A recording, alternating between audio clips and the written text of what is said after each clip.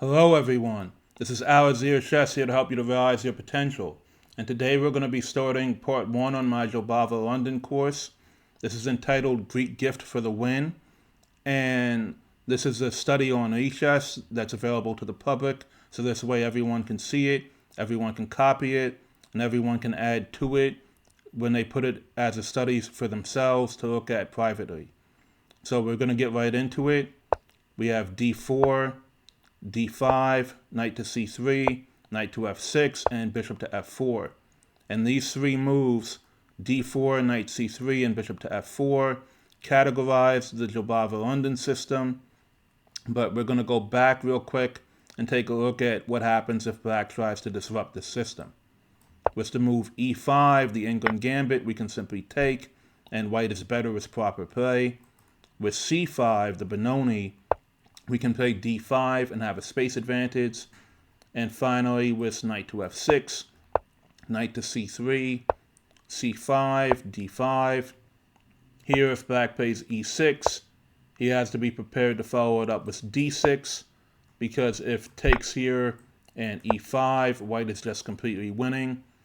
For example, if d4 takes, queen e2 check, and black loses a piece. So we're going to be getting into the variation here with pawn to a6. Excuse me. And here we're going to be coming back to e6 at the end of the video. After e3, e6, knight to f3, c5, takes, bishop to d3, knight c6. We're going to come back to knight bd7 as well. After castles, e4, I am going to spoil a bit of the fun here. Black can play d4, and after e5, pawn takes knight, pawn takes, g takes f6, and after pawn takes, this is an equal position. And here, if white wants to bail out for a draw, knight to d4 is possible. And you might want to bail out if you're playing someone higher rated who's shown here that they know what they're doing.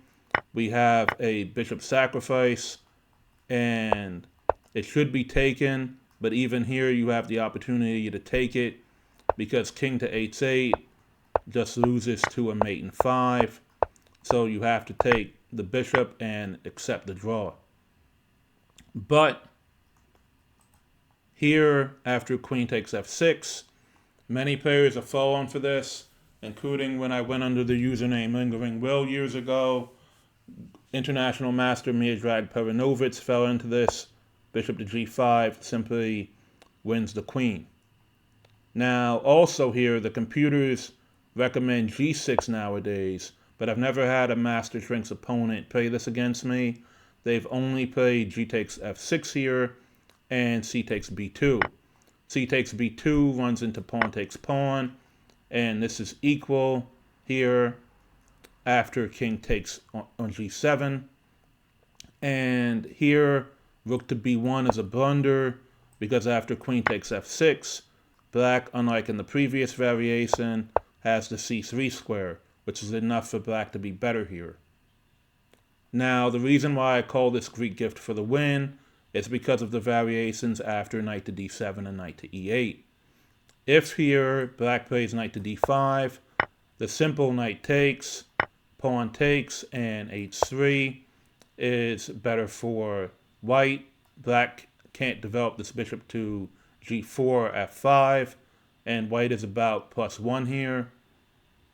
Also here, if knight to h5, here, bishop to g5, f6, pawn takes, and here black has to play knight takes, and after knight to e4, the line continues like this, a3 to stop knight b4, picking up the right squared bishop, and after bishop to d7, rook ae1, this position is still better for white, just to show you guys a sample line. And also here, if g takes f6 earlier, here this is a blunder as white has knight takes pawn. Because here if pawn takes bishop, queen takes knight, we're threatening mate. And if something like rook f7, knight takes, we're hitting the queen. Now black's structure is busted after rook ad1, bishop to d7, knight e4, hitting the bishop and threatening knight takes g5, which will put more pressure on h7 and f7.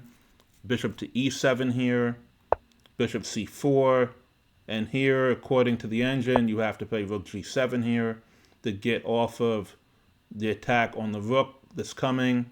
And after bishop takes e6, black is forced to sacrifice the queen and is in a busted position. Now also, after knight takes, if knight takes here, then we have queen takes knight as a possibility. And again, we're threatening mate. And if bishop takes, queen takes knight, we're threatening mate again. If queen to e7, bishop h6, hitting the rook, rook f7, rook ae1. Black cannot get out this bishop to the long diagonal in time. And if something like this, queen takes, takes, takes, rook e8, and this is mate. And if instead bishop to e5, f4 wins for white. If queen takes knight and bishop takes h7, rook takes runs into back rank mate, and king takes runs into queen takes, king takes, pawn takes bishop. And if knight takes e5 or pawn takes e5, rook f6 is coming with mate to follow. And if f5, we have rook to f3, forcing black to sacrifice the queen for the rook, because mate is going to be coming in a few more turns.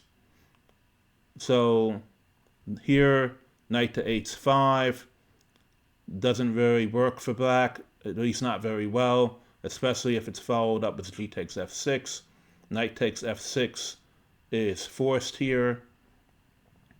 And if instead of this, we get into our Greek gift proper, if knight to e8, bishop takes h7, king takes, knight g5. Here, if king to h7, queen h5, and black is going to be forced to sacrifice the queen. Here, black can sacrifice the queen right away as well. And if king to g6, h4, protecting the knight and threatening h5. If pawn takes knight, h5 check, king h6, knight takes e6, double check. King h7, knight takes queen, and here white is just winning. A long line here goes that after takes, takes, takes, we have queen to c2, and after queen takes bishop, knight e6, queen to b6, knight takes is impossible due to queen takes rook. Black doesn't have knight e2 check because of the rook on b2. And after rook takes, we can just double up on the d file, and this is toast for black. Here also, if knight to d7, we have bishop takes h7 check, king takes, knight to g5, king h8, queen h5, and rook e8 doesn't work because of queen takes f7, clearing the 7th rank, so that after queen takes g7, it's mate because there's no pawn on f7 to shield the king. Now here, after king to g6, we get into the fun stuff with queen to d3. Only move is f5 for black. King h6 is mate in 1. King to h5 is mate in 2. And after f5, we don't play knight takes e6 due to queen h4. And here, black is just better. Knight to d5 comes, threatening knight to f4 check, picking up the queen, but king h7 gets off of that. Also playable is knight to e6, just preventing the threat altogether. And here, black is just much better. So Here, instead of knight takes e6, you could play queen to g3, but this is a maneuver that you guys should remember. We have queen to d3, forcing f5, and queen to g3 comes, and now the queen is lined up with the king. So if black takes the knight, here taking the queen, here black has enough material but doesn't have enough position. We have a queen and 3 pawns for these 3 pieces. Black's pieces are mostly on the back row. The king is exposed on the light squares, and this position is curtains for black. But we have an even stronger move than queen g3. Instead, we have en passant, and it's now check due to the discovery. And knight c4 comes, and after king to e7, queen c4, this is curtains. For example, knight b6 drops the bishop with check. Here, rook takes, runs into mate in 2. And what else can be tried here? If, for example, king to e8, knight takes e6, and after knight takes bishop, you can't get this knight to go away because of knight c7 and knight 5 to e6, which just forces black to give up his queen. Now, if we were to go back, instead here, after e4, here d4 is mentioned as fine with proper play. If d takes e4, knight takes e4, knight takes, and bishop takes e4, black has to play queen to f6 here, and after queen c1, e5, bishop g5, queen d6. If rook d1, queen c7 is fine for black, it's equal.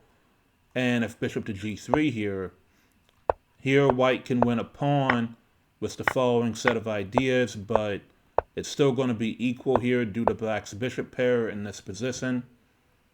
And bishop to e6 is the only move. Bishop takes c2 just loses horribly due to knight d7. And you're forced to exchange rooks because here the bishop and the queen are hit, and white is threatening rook takes, which is going to lead to a back rank mate.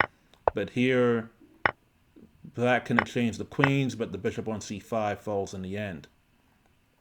Also here, if knight takes, bishop takes, queen takes d1, it's a blunder, which as we can see here in the database, even 3000s fall for. Rebecca Harris is Daniel Naroditsky, who's famous for playing the Jobava London. And this is against another 3000 rated opponent. We're going to see why this is such a blunder. And it's because of rook f takes d1. And here, black's position is terrible. He can't get out this light squared bishop. Therefore, the rooks can't connect. He can't properly challenge the foul. And this is going to be lost. Rook d8 runs into bishop takes knight. And if you try to trade and take, we're going to have check. And here, you're forced to go back. And if we turn the engine on here, bishop d6, bishop b7, we can even play bishop to b8 here. And there's no way for you to get all of your pieces out in time. And this is hilarious. Now, here, if we go back to this position and black plays h6, we can take, force trades, and go after the c-pawn. f3 cuts the light squared bishop. Here, the position is terrible. Bishop to d5 also runs into c4 due to the knight on e5. So here, the light squared bishop is just much worse than the knight. Rook f7 loses the pawn. Rook to e8 runs into rook d7. And if something like bishop to c6, rook a7, going after the a6 pawn, knight e7 is also a threat. There's just way too many threats here in this position. For example, you can just take this bishop. So black is forced to sacrifice the rook. And the game continues with black being totally lost. Also, if instead of h6, we have f5, we're going to have the same thing. And the pawn on e6 is also weak here. We can double up, trouble up. Black can liquidate the c pawn, but is left with a and e pawns that are cripplingly weak. Now, if we go back to knight bd7 instead of knight c6, here castling is a mistake, allowing b5, and now we can't get in e4. We have to play a4 instead, or a queen to e2, which is not what we really want to play. So here, instead of castles, we can play e4 right away.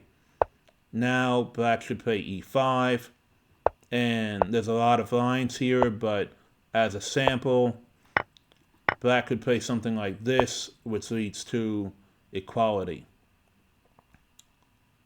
Now, after e4, b4 is not playable because of, b4, e4 in this case is not playable after b5, because after b4, e5 takes, and takes, white has no good reason to be in this position due to the lack of central pawns, central control, and no attack. Now, if we were to play e4 and black plays for b5, here, after takes, here takes, and black has an isolated pawn. And if b4, here black has no business playing b4 due to d takes e6. And after taking the knight takes, taking this pawn.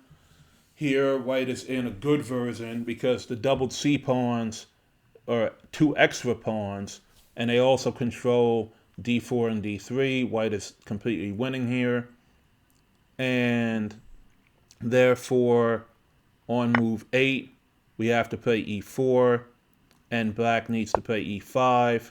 I'll leave this in the study for you guys to look at in more detail after bishop g5. d4 is not the only move here. You also have queen to b6, which is interesting. Although I will show real quick that black does not want to go pawn hunting, not because of knight to a4, which is equality, or black even being slightly preferable, but due to knight takes, and here white has a small advantage. And if we go back further with after